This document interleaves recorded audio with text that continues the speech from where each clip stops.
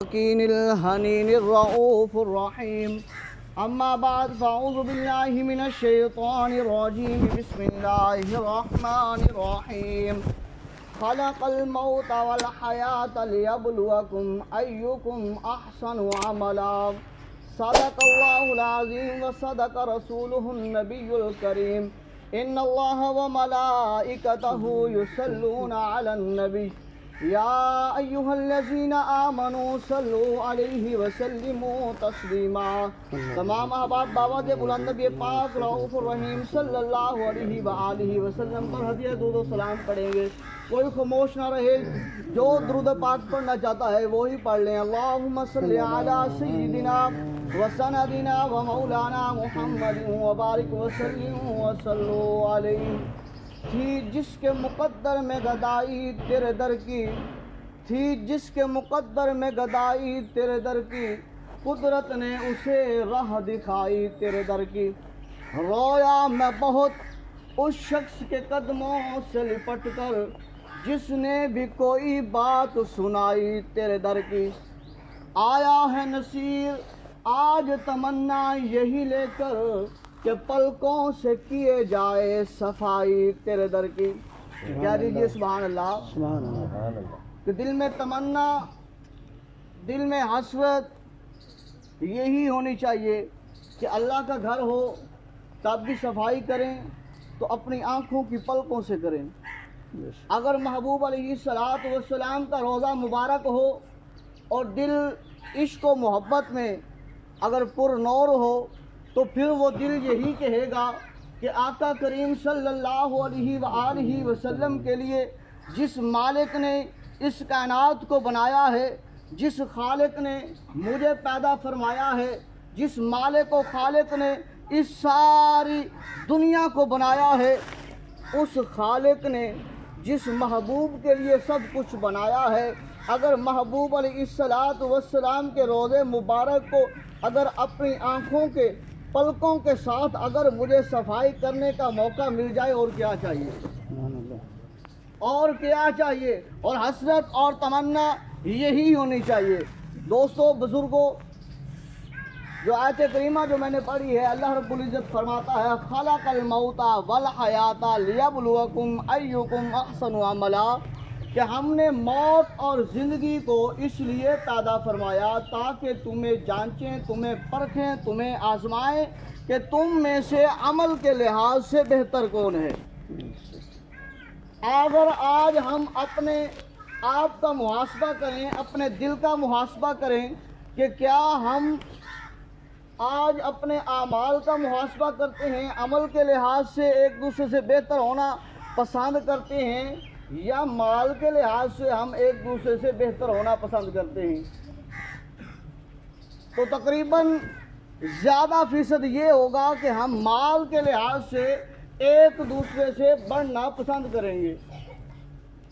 تو جو ہمارا حال ہے، جو ہمارا رویہ ہے، ہم کہتے ہیں کہ جو اس کے پاس یہ کچھ ہے تو میرے پاس یہ بھی ہونا چاہیے اور وہ بھی ہونا چاہیے. اس کے پاس یہ وہ ہے تو میرے پاس اس سے بھی ڈبل ہونا چاہیے. حالانکہ یہ غلط ہے.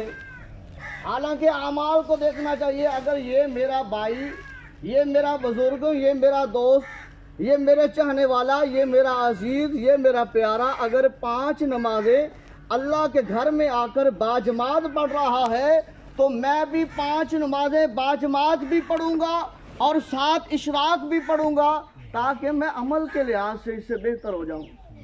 کہہ دیجئے سبحان اللہ. عمل کے لحاظ سے میں اس سے بہتر ہو جاؤں. وہ شاعر نے کہا نا کہ پہلے پوچھ لا اپنے درزی تو، پہلے پوچھ لا اپنے درزی تو ایڈی کال نہ کر فی الحال، جے اگر او تینو جیب کفن دی لا دے وے، اگر او تینو جیب کفن دی لا دے وے مڑ بے شک کٹھا کر مال. اگر او تینو جیب کفن دی لا کے دیواں تو انکار کا چھوڑے. عام گل کہ اگر کوئی درزی ایسا ہے کہ جڑا آکھے کہ نہیں شریعت اچ نہیں ہے باویں، لیکن میں تینو تیرے کفن دے جیب لا داں گا، تو جتنا مال کٹھا کرنا تو کر لا، پر تیری جیب دے وچ پا دیتا جائے گا. نہیں ہے کوئی درزی ایسا نہیں ہے کہ جڑا بندہ جڑا درزی آکھ دے نہیں میں تینو جیب کفن دی لا دا نا. हरगिज़ वो दर्जी भी यही कहेगा नहीं भाई नहीं, अमल जो है वो ही कब्र में जाएंगे, वो ही हशर में जाएंगे, माल भाई नहीं।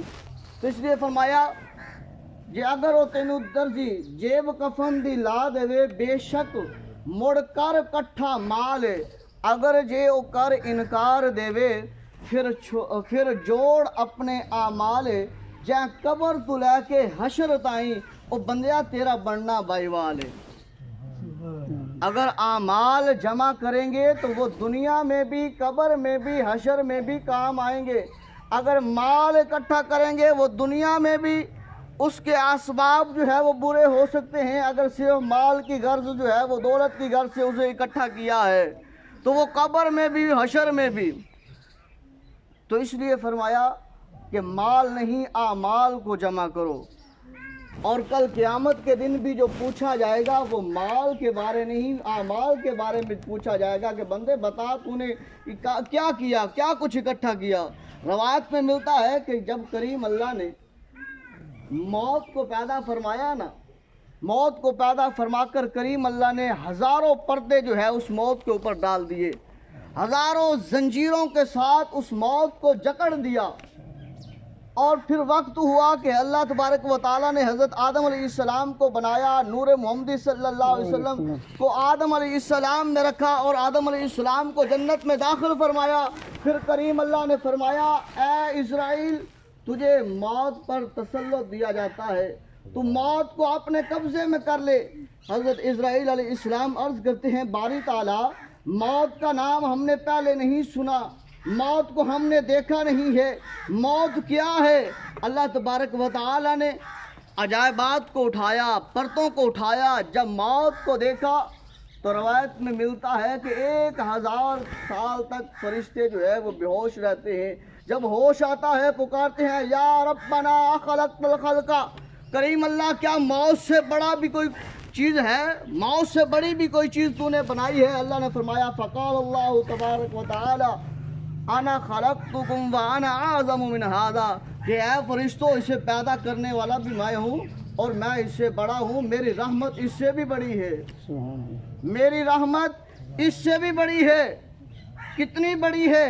अल्लाह फरमाता है कि जब शैतान ने कहा ना कि बारी ताला मुझे जहन्नमी तूने बना दिया है, मैं जहन्नम में जाऊंगा, पर जो तेरे बंदे होंगे ना उन्हें भी मैं वरगला के जहन्नम की तरफ ले जाऊंगा। बारी ताला तेरा बंदा सेंटर में खड़ा है, तेरा बंदा जब नेकी की तरफ आने लगेगा मैं उसके आगे की तरफ से आकर उसे रोक लूँगा, पीछे से आकर उसको रोक लूँगा, दाएं से आकर उसको रोक लूँगा, बाएं से आकर उसे रोक लूँगा, नेकी उसे करने नहीं दूँगा, अपने जो है जाल में उसे फंसा लूँगा, अपने साथ जहन्नम में उसे ले जाऊँगा। अल्लाह फरमाता है ऐ शैतान मरदूद लाइन, मुझे अपनी इज़्ज़त और जलाल की कसम, मुझे अपनी रबूबियत की कसम, मुझे अपने शाहो जलाल की कसम कि तू चारों तरफ से आकर अगर मेरे बंदे को घेर लेगा, अगर मेरे बंदे को फंसा लेगा, अगर मेरे बंदे को गुनाहों की तरफ राग़िब करवा लेगा तो शैतान मरदूद सुन ले, चारों तरफ तेरे हुए, जब वही मेरा बंदा, जब वही मेरा प्यारा, जब वही मेरा प्यारा जो है मेरी बारगाह में आ जाएगा तो ज़मीन जो है वो मेरी है। जब उस तरफ वो सजदा करेगा, अपनी नियाज़ जबीन को झुकाएगा, अपने माथे को, अपनी नाक को मेरे लिए ज़मीन पर रगड़ेगा, कहेगा बारी ताला मैं शैतान के जंगल में फंस गया था, उसके जो है वो जाल में आ गया था, मैं गुनाह कर बैठा, करीम अल्लाह मैं गुनाह कर बैठा, तू रहीम भी है, तू करीम भी है, तू सत्तार भी है, तू गफ्फार भी है, करीम अल्लाह तू बख्शने वाला है, तो करीम अल्लाह मुझे बख्श देना। शैतान मरदूद सुन ले, मेरा बंदा जब मुझे सजदा करेगा आकर तो मैं उस वक्त उसके गुनाहों को माफ़ कर दूंगा, उस वक्त मैं अपने बंदे के गुनाहों को माफ़ कर दूंगा। फरमाया फिर सुन, कुछ गुनाह उस वक्त माफ़ कर दूंगा जब वो नमाज पढ़ने के बाद, एक दुनिया की आम सी रीत रिवाज है, जब कोई बंदा किसी का नुकसान कर देता है, किसी को जो है मार देता है या लड़ाई झगड़ा हो जाता है عام سی بات ہے، وہ بندہ اس سے معافی مانگنے کے لیے کیا کرتا ہے؟ کہتا ہے کہ یار میرے سے یہ غلط، توجہ کرنا توجہ، بندہ جب کسی عام بندے کے ساتھ لڑائی کر لے، اس کا کوئی نقصان کر لے، کیا کرتا ہے؟ یار میرے سے یہ غلطی ہو گئی ہے، میں تیرے سامنے ہاتھ جوڑتا ہوں، مجھے معاف کر۔ ایسے ہی ہے نا، میں یار تیرے سامنے ہاتھ جوڑتا ہوں، مجھے معاف کر۔ تو وہ بندہ اگر اس کا گناہ چھوٹا ہے، اگر اس کی غلطی چھوٹی ہے، اگر معمولی سی بات کی وجہ سے ناراضگی ہے، وہ بندہ کیا کہے گا؟ چل یار چھوڑ، میں تجھے سینے سے لگاتا ہوں، میں تجھے معاف کرتا ہوں۔ ایسے ہی نا۔ تو فرمایا کریم اللہ نے، جب میرا بندہ گھر سے چلتا ہے میری بارگاہ کی طرف آنے کے لیے، جب وہ بندہ وضو کرتا ہے اور آ کر میرے سامنے ہاتھ باندھ لیتا ہے، تو میں اس وقت اس کے گناہوں کو، چھوٹے گناہوں کو اس وقت معاف کر دیتا ہوں۔ جیسے عام غلطی عام بندے کے سامنے ہاتھ جوڑنے سے وہ معاف کر دیتا ہے، تو فرمایا جب بندہ میری بارگاہ میں آ کر ہاتھ باندھتا ہے تو میں اس وقت اس کے چھوٹے گناہوں کو معاف کر دیتا ہوں۔ فرمایا دنیا کی ریت رواج، اگر گناہ بڑا ہے ہاتھ باندھنے سے معافی نہیں دیتا بندہ، آگے والا کہتا ہے بھائی میں نے تجھے معاف نہیں کرنا، اور تیرا گناہ بہت بڑا ہے، تو نے مجھے بڑا ستایا ہے، تو نے مجھے بڑا رلایا ہے، تو نے مجھے بڑا تنگ کیا ہے، لہذا میں تجھے معاف نہیں کروں گا۔ وہ بندہ ہاتھ جوڑنے کے بعد جب یہاں پر معافی نہیں ملتی، وہ بندہ کیا کرتا ہے؟ اس کے گوڑے پکڑتا ہے، یار میں تیرے گوڑے پکڑ رہا ہوں، مجھے معاف کر دے۔ کہہ دیجئے سبحان اللہ۔ رحمت کی بات ہو رہی ہے۔ فرمایا کہ اگر اس کا گناہ معافی کے قابل ہوتا ہے، جس بندے کے وہ گھٹنے پکڑ رہا ہے، وہ بندہ اس وقت کہتا ہے چلو یار میں تجھے معاف کرتا ہوں۔ فرمایا اگر اسی طرح جیسے یہ بندہ ہاتھ باندھ کے کھڑا ہوا، کچھ گناہ جو معافی کے لائق تھے اللہ اس وقت معاف کر دیتا ہے جب یہ بندہ رکوع میں جاتا ہے، اپنے گھٹنے پکڑ کے کھڑا ہو جاتا ہے، جھک جاتا ہے۔ اللہ فرماتا ہے میں تو کریم ہوں نا، میں تو رحیم ہوں نا، میں تو ستار ہوں نا، میں تو غفار ہوں نا، میں تو بخشنے والا ہوں نا۔ کہہ دیجئے سبحان اللہ۔ تو جب یہ بندہ میری بارگاہ میں گھٹنے پکڑ کے کھڑا ہو گیا ہے، اس گناہوں سے بڑے جو گناہ ہوتے ہیں، ہاتھ باندھنے سے بڑے جو گناہ ہوتے ہیں، جب یہ اپنے گھٹنے پکڑتا ہے، میں اللہ اس وقت اس کے گناہوں کو معاف کر دیتا ہوں۔ فرمایا جاتا ہے اسی طرح اگر گناہ بڑا ہے، بندہ جب بندے سے معافی مانگتا ہے، ہاتھ باندھنے سے بھی معافی وہ بندہ نہیں دیتا، گوڈے پکڑنے سے بھی بندہ معافی نہیں دیتا، کہتا ہے بھائی تو نے بڑا مجھے ستایا ہے، میں تجھے معاف نہیں کروں گا۔ فرمایا جاتا ہے وہ بندہ کیا کرتا ہے؟ وہ اپنی ٹوپی، اپنی پگ، اپنے پاس جو اس کے پاس رومال ہے وہ اٹھاتا ہے، وہ اتارتا ہے، اتار کر اس بندے کے پاؤں کے اوپر رکھ دیتا ہے، کہتا ہے یار میں نے تیرے آگے ہاتھ باندھے، تو نے معاف نہ کیا، میں نے زبان سے کہا تو نے معاف نہ کیا، میں نے تیرے گوڈے پکڑے تو نے معاف نہ کیا، میں بڑی سفارشیں تیرے پاس لے کے آیا تو نے معاف نہ کیا، یار میرا یہ آخری سٹاپ ہے، آخری بات ہے، میں اپنی پگ، اپنی عزت، اپنی شان، اپنی شوکت، اپنا جلال، اپنی عظمت، اپنا مقام، اپنا وڈیرا پن سب کچھ اتار کر تیرے قدموں میں رکھتا ہوں، یار اب تو معاف کر دینا۔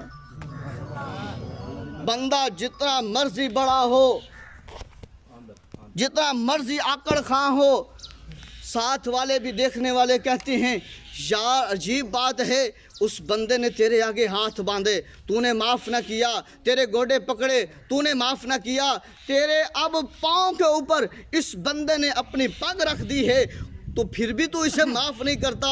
تو وہ بندہ کیا کہتا ہے؟ یار اپنی عزت کو اٹھا، اپنی پگ کو اٹھا، میں تجھے معاف کرتا ہوں، آج سینے سے میں تجھے لگاتا ہوں اور اسے معاف کر دیتا ہے۔ اللہ فرماتا ہے اے فرشتوں سنو، یہ تو بندہ تھا، بندے کے آگے جھکا، بندہ تھا، بندے کے آگے ہاتھ باندھے، بندہ تھا، بندے کے سامنے التجا کی، بندہ تھا، بندے کے سامنے گڑ گڑاتا رہا۔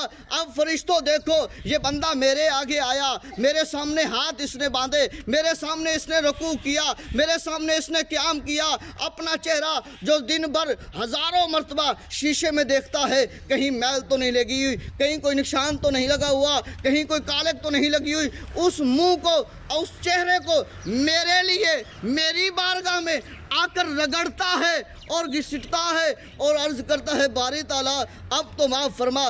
فرشتوں وہ بندہ تھا، اب یہ بندہ میں خدا کے سامنے وہ کر رہا ہے تو مجھے بھی حیا آتی ہے، میں اسے خالی لٹاؤں۔ اب یہ بندہ جب سجدہ کر کے میری بارگاہ میں التجا کرتا ہے تو میں رب ہو کر اسے کیوں نہ معاف فرماؤں۔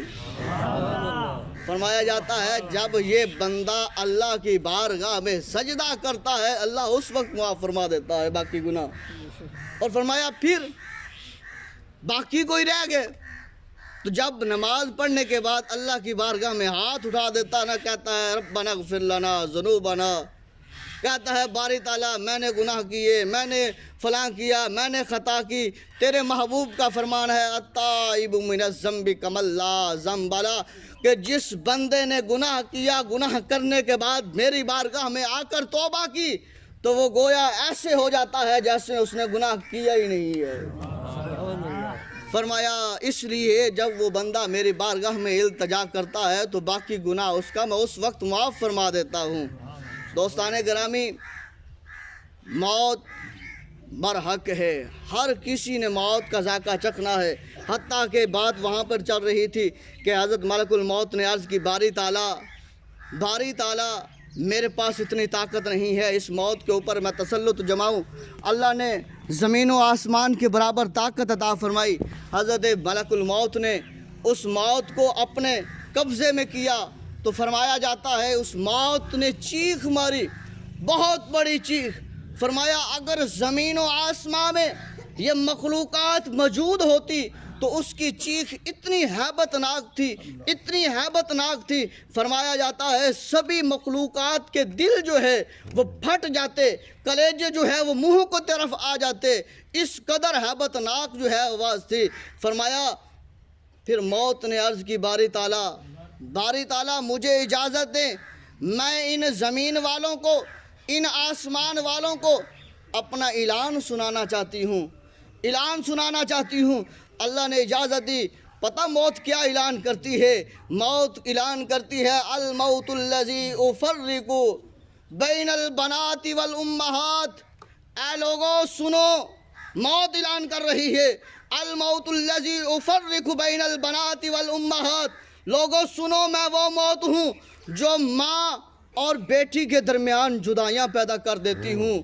میں وہ موت ہوں جو ماں موجود ہے، ماں کی گود سے اس کے بیٹے کو چھین کے لے جاتی ہوں۔ میں وہ موت ہوں، بیٹا موجود ہے، بیٹا ابھی پیدا ہوا ہے، ماں کا ابھی اس نے دودھ نہیں پیا۔ میں وہ موت ہوں، اس بیٹے سے اس کی ماں کو چھین کر لے جاتی ہوں۔ میں وہ موت ہوں، میں بیٹی کو ماں کی گود سے چھین لیتی ہوں اور بیٹی سے ماں کو چھین لیتی ہوں۔ ماں کہتی ہے بیٹا تیری بہن پیدا ہوئی ہے، اب اس کا جہیز بنانا ہے، اب تو نے پیسے اکٹھے کرنے ہیں، اب تو نے مال جمع کرنا ہے، اس نے پرائے گھر جانا ہے، اس کا جہیز تیار کرنا ہے تاکہ کوئی تانا نہ دے۔ وہ بیٹا، وہ اپنی بہن کا بھائی، وہ اس کے لیے سامان تیار کر رہا ہے۔ ابھی یہ جوانی کے عالم میں پہنچی، رخصتی کا ٹائم ہوا، ملک الموت نے موت کے ذریعے اسے جو ہے وہ پکڑ لیا اور موت کا ذائقہ اسے چکھا دیا، موت کا پیالہ اسے پلا دیا۔ تو فرمایا ابھی تو اس کے لیے تیاریاں جا رہی تھی۔ فرمایا موت دوسرا اعلان کرتی ہے الموت الذی افرق بین الاخی والاخوات۔ لوگوں، اے زمین و آسمانوں میں رہنے والوں سنو، میں وہ موت ہوں جو بہن سے بھائی کو چھین کر لے جاتی ہوں اور بھائی سے بہن کو چھین کر لے جاتی ہوں۔ بھائی ابھی بہن کے لیے مال اکٹھا کر رہا ہے، جہیز بناؤں گا، سارا کچھ کروں گا، وہ ادھر سے اکٹھا کرتا کرتا کہاں تک پہنچا؟ ادھر سے اس کی بہن کی روح قبض ہو گئی، ادھر سے بہن جو ہے بھائی کی شادی کے لیے تیاریاں کر رہی ہے کہ میں اپنے بھائی کی شادی پر یہ خوشی کروں گی، یہ خوشی کروں گی۔ ادھر موت کا وقت فرمایا موت نے اس بہن سے اس کے بھائی کو چھین لیا۔ فرمایا موت کہتی ہے الموت الذی افرق بین الزوج والزوجۃ۔ لوگوں سن لو، اے زمین و آسمانوں میں رہنے والے سنو، میں وہ موت ہوں جو بیوی سے اس کا شوہر چھین لیتی ہوں اور شوہر سے اس کی بیوی چھین لیتی ہوں۔ ابھی وہ دونوں میاں بیوی بیٹھ کر سوچتے ہیں، پلان بناتے ہیں، ہم بچوں کے لیے یہ کریں گے، بچوں کے لیے یہ کریں گے، بچوں کا فلاں جگہ پہ رشتہ کریں گے۔ ابھی ان کی سرسلا چل رہی ہے، ادھر سے موت آتی ہے اور اس بیوی کو اس کے خامن سے جدا کر دیتی ہے، اس خامن کو بیوی سے جدا کر دیتی ہے۔ لوگوں فرمایا یہی بہتر ہے کہ موت سے پہلے اپنی تیاری کر لیجئے۔ فرمایا موت پھر اعلان کرتی ہے الموت الذی افرق بین کل حبیب۔ لوگوں سن لو، میں وہ موت ہوں جو دو دوستوں کے درمیان میں جدائی پیدا کر دیتی ہوں، جو دوست، جگری دوست اکٹھے کھڑے کہتے ہیں یار تیری طرف کوئی آنکھ تو اٹھا کر دیکھے، میں اس کی آنکھیں نوچ لوں گا، یار تیری طرف کوئی ہاتھ تو اٹھائے میں اس کے ہاتھ توڑ دوں گا، تیری طرف کوئی قدم تو بڑھائے میں اس کی ٹانگیں توڑ دوں گا۔ دو دوست اتنے جگری دوست ہیں، فرمایا جاتا ہے ان دونوں کے درمیان میں موت آ کر جدائی ڈال دیتی ہے۔ اب اس کے پاس ہمت نہیں ہے، طاقت نہیں ہے، قوت نہیں ہے، سکت نہیں ہے، اس دوست کی موت کو تو روک کے دکھائے نا، اس کے سامنے تو آ کے دیکھے نا، اب کہے نا کہ میں یہ کر لوں گا، میں وہ کر لوں گا۔ اب تو یہی دوست بھاگتا کہتا ہے آؤ امام صاحب اس کے غسل کا انتظام کریں، آؤ امام صاحب اس کو کفن کون سا دینا ہے، امام صاحب سپیکر میں اعلان کر دیجئے فلاں مر گیا ہے، فلاں مرحوم ہو گیا ہے، فلاں انتقال کر گیا ہے، فلاں وفات پا گیا ہے۔ وہ دوست جو دنیا میں رہتے ہوئے ایک دوسرے کے لیے کیا کر رہا تھا، موت کہتی ہے پھر سن لو میں ان دونوں کے درمیان میں بھی جدائیاں ڈال دیتی ہوں۔ فرمایا موت اعلان کرتی ہے الموت الذی اعمر القبور والقصور۔ لوگوں سن لو میں وہ موت ہوں جو محلات کے محلات کو ویران کر دیتی ہوں، کوٹھیوں کی کوٹھیاں جو ہے ویران کر دیتی ہوں، بنگلے کے بنگلے جو ہے وہ خالی و بیکار کر دیتی ہوں، بڑی کی بڑی بستیاں جو ہے، بڑے سے بڑے شہر جو ہے، بڑے سے بڑے قلعے جو ہے تباہ و برباد کر دیتی ہوں۔ میں آباد کیا کرتی ہوں؟ پوچھا موت تو کیا آباد کرتی ہے؟ کہتی ہے میں ویرانہ کو آباد کرتی ہوں، قبروں کو آباد کرتی ہوں، قبرستانوں کو آباد کرنے والی ہوں۔ کہہ دیجئے سبحان اللہ۔ اور فرمایا اطلبکم و ادرکم فی بروج مشیدہ۔ موت کہتی ہے میں وہ موت ہوں جو تم بڑے بڑے قلعوں میں، بڑی بڑی غاروں میں، بڑے بڑے محلوں میں، بڑے بڑے بنگلوں میں چھپ جاؤ اور میرے سے چھپ نہیں سکتے، میں تمہیں ڈھونڈ لیتی ہوں، تمہیں پا لیتی ہوں، تمہیں پکڑ لیتی ہوں اور تمہیں اپنے ساتھ لے جاتی ہوں، بچ نہیں سکتے۔ اور فرمایا الموت کأس کل الناس شاربہ، الموت کأس کل الناس شاربہ۔ موت ایک ایسا پیالہ ہے، موت ایک ایسا پیالہ ہے جسے ہر کسی نے پینا ہے، کوئی اس سے بچنے والا نہیں۔ الموت کأس کل الناس شاربہ، کوئی بھی نہیں بچنے والا، ہر بندہ جو ہے وہ موت کا ذائقہ چکھے گا، موت کا پیالہ پیے گا، چاہے وہ بڑا ہو یا چھوٹا ہو، مرد ہو یا عورت ہو، جوان ہو یا بوڑھا ہو، کوئی ہے جان رکھنے والا ہے موت کا پیالہ پیے گا۔ فرمایا والقبر باب کل الناس داخلہ، یاد رکھ لو قبر بھی ایک ایسا دروازہ ہے، ایسا مکان ہے، ایسا گڑھا ہے، ایسا جو ہے وہ محلہ ہے، ایسا محل ہے جس میں ہر کسی کو گزر کر جانا ہے۔ والقبر باب کل الناس داخلہ۔ آج اگر کوئی بندہ کہے کہ نہیں میں بڑے بڑے محلات میں رہوں گا، نا، یہ قبر میں بھی ہر کسی نے داخل ہونا ہے، پر داخل بھی نصیبوں والے ہوں گے، داخل بھی نصیبوں والے ہوں گے۔ وہ کس طرح؟ ابھی دیکھا کرونا کا معاملہ، کوئی آفت آ گئی، زلزلہ آ گیا، طوفان آ گیا، اس میں دیکھا کہ کتنا معاملہ کیا کچھ ہوا ہے، کسی کو درندے نے پھاڑ لیا، کسی کو قبر بھی نصیب نہیں ہے، کسی کو جو ہے وہ اس کا جنازہ پڑھنا بھی جو ہے وہ نصیب نہیں ہے۔ یہ بھی اللہ کی بارگاہ میں دعا کرتے رہنا چاہیے، کریم اللہ موت بھی عطا فرمانا تو اچھے ذائقے والی اور جو ہے قبر بھی عطا فرمانا اچھے۔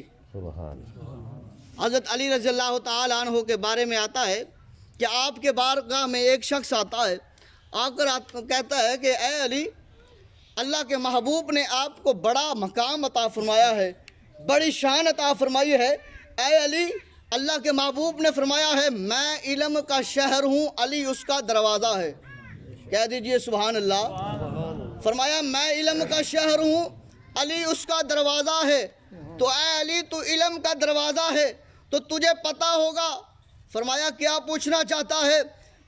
عرض کرتا ہے اے علی ذرا بتا تو صحیح نا، موت کا ذائقہ کڑوا بھی ہے؟ فرمایا ہاں ہے۔ موت کا ذائقہ میٹھا بھی ہے؟ فرمایا ہے۔ موت کا ذائقہ درمیانہ پھیکا بھی ہے؟ فرمایا ہے۔ تو یا علی سمجھ نہیں آئی کہ کڑوا ذائقہ کیسے، میٹھا ذائقہ کیسے اور درمیانہ ذائقہ پھیکا کیسے ہوگا؟ تو حضرت علی رضی اللہ تعالی عنہ نے فرمایا اے پوچھنے والے سن، یہ بندے کے اوپر منحصر ہے کہ وہ موت کا ذائقہ کڑوا چاہتا ہے یا وہ موت کا ذائقہ میٹھا چاہتا ہے یا وہ موت کا ذائقہ پھیکا چاہتا ہے۔ عرض کی یا علی وہ کیسے ہو سکتا ہے؟ بندے کے اوپر ممکن کیسے ہے کہ موت کا ذائقہ کڑوا بھی، میٹھا بھی، پھیکا بھی؟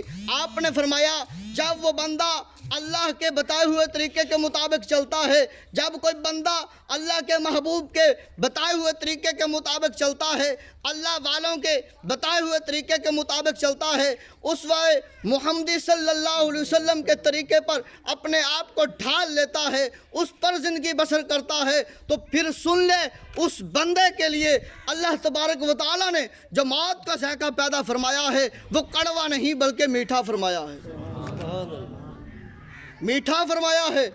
فرمایا بندے کے اوپر منحصر ہے وہ اپنے لیے کڑوا بنائے یا کوئی اور۔ اگر وہ بندہ اللہ اور اس کے رسول کی نافرمانی کرتا ہے تو گویا وہ میٹھا ذائقہ نہیں چاہتا۔ اب بندہ اللہ اور اس کے رسول کی نافرمانی بھی کرے اور دل میں حسرت کرے کہ نہیں مجھے میٹھا ذائقہ مل جائے، یہ ناممکن والی بات ہے۔ پوچھا اچھا یا علی میٹھا ذائقہ کیسے ہوگا؟ آپ نے فرمایا جو اللہ اور اس کے رسول کے طریقے کے مطابق چلے گا میٹھا ذائقہ ہوگا، کڑوا ذائقہ تبھی ہوگا جب وہ اللہ اور اس کے رسول کا راستہ چھوڑ دے گا، اس کے راستے سے انحراف کر لے گا، تو پھر اس کے مقدر میں جو ذائقہ ہوگا میٹھا نہیں ہوگا، کڑوا ہی ہوگا۔ یا علی چلو میٹھے کی سمجھ آ گئی، کڑوے کی بھی سمجھ آ گئی، اور یہ پھیکا درمیانہ ذائقہ، نہ میٹھا نہ کڑوا، اس کے کیا معاملے ہیں؟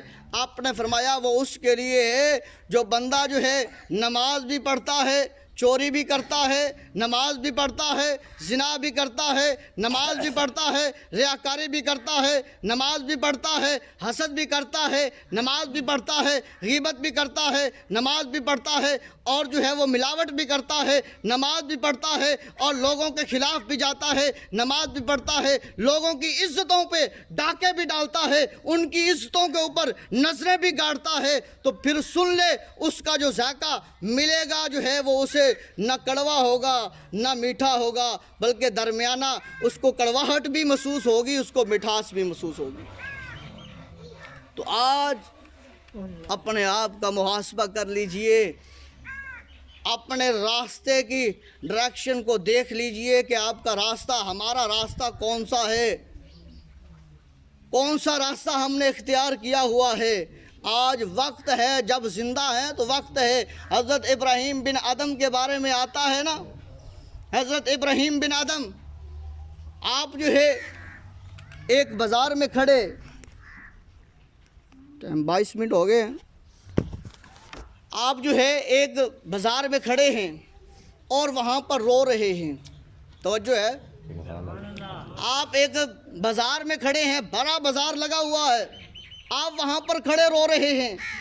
اب سامنے ساتھ والے آس پاس والے وہ دیکھتے ہیں سفید داڑھی ہے، چمکتا چہرہ ہے اور سفید بال ہے، جھکی کمر ہے، اللہ والا ہے، اللہ کا پیارا ہے، اللہ کا برگزیدہ ہے، اللہ کا ولی لگتا ہے۔ اب پوچھے تو صحیح نا معاملہ کیا ہے؟ ہو سکتا ہے گھر سے بابا پیسے لایا ہو اور ادھر گر گئے ہوں اور اس لیے پریشان ہو سکتا ہے گھر سے کوئی سامان خریدنے آیا ہو اور پیسے کم ہو اور دینے والا سامان نہ دیتا ہو، چلو اس کے پاس جاتے ہیں، پوچھتے ہیں بابا جی وجہ کیا ہے؟ بازار میں، بھرے بازار میں کھڑے آپ رو رہے ہیں اور آنسو بہا رہے ہیں، وجہ کیا ہے؟ اگر پیسوں کی ضرورت ہے ہم دیتے ہیں، مدد کی ضرورت ہے ہم دیتے ہیں، تکلیف ہے ہم دور کرتے ہیں، کوئی چیز کی ضرورت ہے ہم پوری کرتے ہیں۔ بابا جی فرماتے ہیں اے دنیا دارو، مجھے تمہاری دنیا کی مال و زر کی ضرورت نہیں ہے۔ بابا جی پھر رو کیوں رہے ہو؟ آپ فرماتے ہیں میں اس لیے رو رہا ہوں، اللہ کی بارگاہ میں میں نے عرض کیا باری تعالیٰ ان بندوں سے صلح کر لے۔ اللہ فرماتا ہے اے ابراہیم میں تو ان بندوں سے صلح کرنا چاہتا ہوں۔ میں جب ان بندوں کے پاس آیا، آپ بندو اللہ سے صلح کر لو، آؤ اللہ کی بارگاہ میں آ جاؤ، آؤ اس ملاوٹ کو چھوڑ دو، آ جاؤ دھوکے دہی کو چھوڑ دو، آ جاؤ ریاکاری کو چھوڑ دو، اللہ کی بارگاہ میں آ جاؤ، اللہ سے صلح کر لو۔ اللہ تمہارے سے صلح کرنا چاہتا ہے۔ اللہ فرماتا ہے میں صلح کروں گا، ان کے گناہوں کو معاف کر دوں گا۔ تو وہ لوگ کہتے ہیں بابا جی یہ عجیب باتیں ہیں، یہ عجیب باتیں ہیں۔ بابا جی فرماتے ہیں اللہ صلح کرنا چاہتا ہے، یہ بندے اللہ سے صلح نہیں کرنا چاہتے، یہ بندے وہی کام کر رہے ہیں، ملاوٹ بھی کر رہے ہیں، دھوکہ دہی بھی دے رہے ہیں، مال بیچ رہے ہیں، اللہ کی قسمیں اٹھا اٹھا کر بیچ رہے ہیں۔ فرمایا یہ اللہ سے صلح نہیں کرنا چاہتے۔ اور وہی کچھ دن گزرے، وہی بابا اب قبرستان میں کھڑے رو رہے ہیں۔ بابا جی آپ بتائیں اب یہاں پر قبرستان میں بیٹھے کیوں رو رہے ہو؟ وہاں تو بازار میں یہ معاملہ تھا، اب یہاں قبرستان میں بیٹھے کیوں رو رہے ہو؟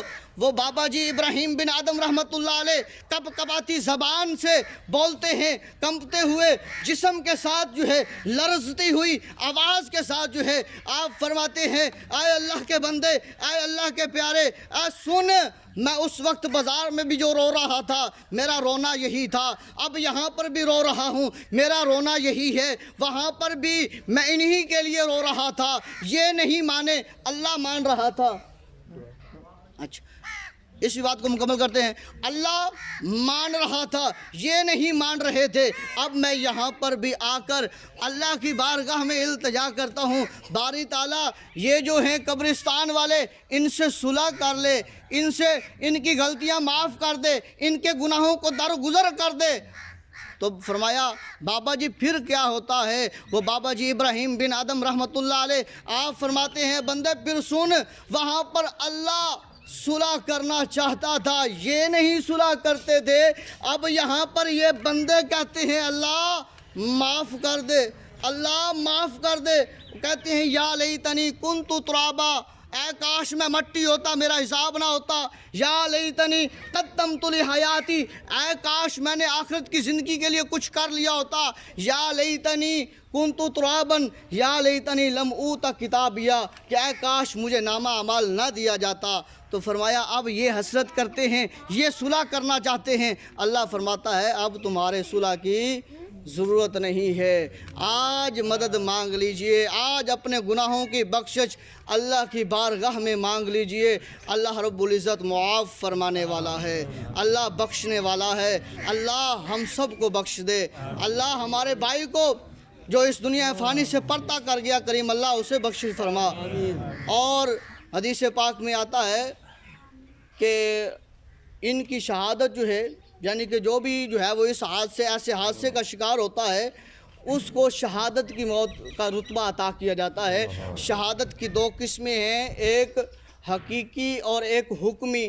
حقیقی شہادت میدان جہاد والی ہے، اور حکمی شہادت جو ہے جو اس طرح کوئی آفات و بلیات میں آتا ہے، برکیف اگر وہ ایمان والا ہے، برکیف اگر وہ ہدایت والا ہے، برکیف اگر وہ نیکی کی طرف جانے والا ہے تو اللہ رب العزت اسے شہادت عطا فرماتا ہے۔ یہ بھائی بھی اپنے بچوں کے لیے رزق حلال کمانے کی غرض سے جا رہا تھا، تو لہٰذا نیک جو ہے وہ راستہ اپنا رہا تھا، اس لیے ہم دعا کرتے ہیں اللہ رب العزت سے کہ اللہ رب العزت اس شہید مرحوم کی بخشش فرمائے، اور کریم اللہ اس کے صدقے ہم سب کی بھی مغفرت فرمائے۔